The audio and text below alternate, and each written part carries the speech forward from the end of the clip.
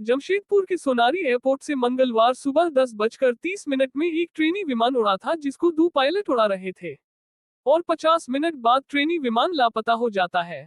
Alchemist aviation limited के trainee विमान के पायलट जीत शत्रु आनंद और ट्रेनी पायलट शुभ्रोदीप दत्ता उड़ा रहे थे। घटना के 3 दिन से अधिक हो चुके थे, लेकिन न तो विमान कुछ पता चल पाया था और न ही पायलटों का कुछ पता चल पाया था। आपको बताते चले कि ट्रेनी विमान का लास्ट लोकेशन चांडिल डैम के पास मिला था। वहीं एक स्थानीय व्यक्ति ने जहाज को डैम में डूबते हुए देखने की बात कही थी। इसी सूचना के आधार पर डैम में एनडीआरएफ की मदद से तलाश शुरू किया गया।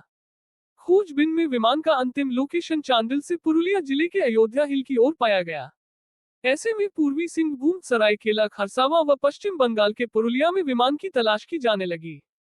तीनों जिला में प्रशासन हाई अलर्ट कर दी गई। पूर्वी सिंहभूम के डीसी अनन्य मित्तल, एसएसपी किशोर कौशल, सरायकेला खरसावां के डीसी रविशंकर शुक्ला, एसपी मुकेश लोनायत, पुरुलिया के एसपी और सोनारी एयरपोर्ट के अधिकारियों ने शाम 7 बजे वीडियो कॉन्फ्रेंसिंग से बैठक की। बैठक में रेस्क्यू ऑपरेशन की रणनीति बनाई गई। एटीसी, एनडीआरएफ, 3 जिलों की पुलिस, वन विभाग और चौकीदार की टीम तलाश में लगाया गया। इसके बाद स्थानीय पुलिस ने जिला पुलिस कंट्रोल रूम को और स्थानीय प्रशासन ने टाटा स्टील से संपर्क किया। इसके बाद टाटा स्टील का हेलीकॉप्टर सर्च एंड रेस्क्यू के लिए सोनारी एयरपोर्ट से रवाना हुआ। एसएसपी किशोर कौशल ने बयान जारी कर कहा, संभवतः पूर्वी सिंहभूम में ऐसी कोई घटना नहीं हुई है, लेकिन पुलिस मामले की जांच कर रही है। झारखंड और पश्चिम बंगाल से राज्यसभा सांसद रहे हरियाणा के कारोबारी केडी सिंह ने 2010 में सोनारी एयरपोर्ट से अल्केमिस्ट एविएशन की शुरुआत की थी। केडी सिंह के पास कई विमान थे और वे इस क्षेत्र से जुड़े हुए थे। सोनारी एयरपोर्ट से कई साल तक केडी सिंह ने खुद एविएशन का संचालन किया। बाद में घाटा होने पर इसे बेच दिया। झारखंड के पूर्व सीएम शिबू सोरेन के आप सचिव रहे सोनारी के मनोहर पाल ने एविएशन को खरीदा था। मनोहर पाल की मृत्यु के बाद उनके बेटे मृणाल पाल एविएशन का काम संभाल रहे हैं।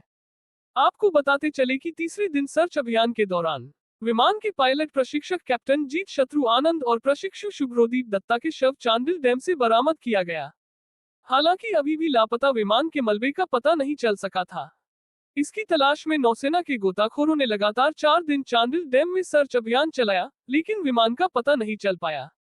फिर सर्च अभियान के 5वें दिन लापता अल्केमिस्ट एविएशन के ट्रेनी विमान को भारतीय नौसेना के गोताखोरों ने खोज निकाला।